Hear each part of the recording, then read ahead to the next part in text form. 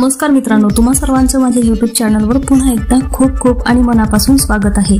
आजच्या व्हिडिओमध्ये आपण बघूया कर्मचाऱ्यांना आनंदाची बातमी। 2016 नंतर निवृत्त कर्मचाऱ्यांना थेट 20 लाखांचा होणार फायदा।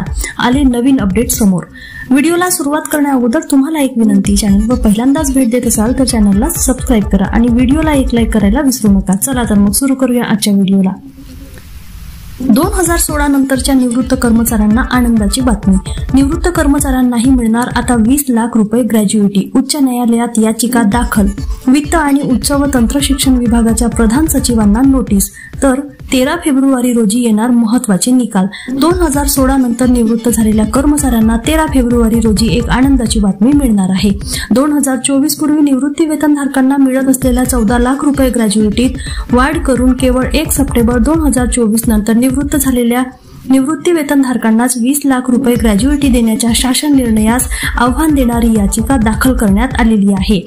याचिकाकर्त्यांनी दाखल केलेल्या याचिकेत असे म्हटले की 1 जानेवारी 2016 ते 31 ऑगस्ट 2024 दरम्यान निवृत्त झालेले असल्याने राज्य शासनाच्या वित्त विभागाने 10 ऑक्टोबर 2014 च्या शासन निर्णयानुसार राज्यातील केवळ 1 सप्टेंबर 2024 नंतर निवृत्त होणाऱ्या वेतनधारकांना ग्रॅज्युइटीमध्ये वाढ करून 20 लाख रुपये ग्रॅज्युइटी देण्याचा निर्णय घेतलेला आहे।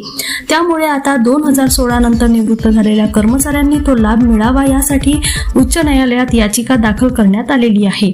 1 सप्टेंबर 2024 नंतर निवृत्त झालेल्या कर्मचाऱ्यांना या निर्णयाचा लाभ देण्याच्या अटीच्या वैधतेला याचिकाकर्त्याकडून आव्हान देण्यात आलेले आहे। याचिकेवर सुनावणी करताना न्यायालयाने राज्य शासनाच्या वित्त व उच्च व तंत्र शिक्षण विभागाच्या प्रधान सचिवांना नोटीस बजावण्याचा आदेशही दिला आहे आणि 13 फेब्रुवारी रोजी पुढील निकाल येणार आहे। धन्यवाद।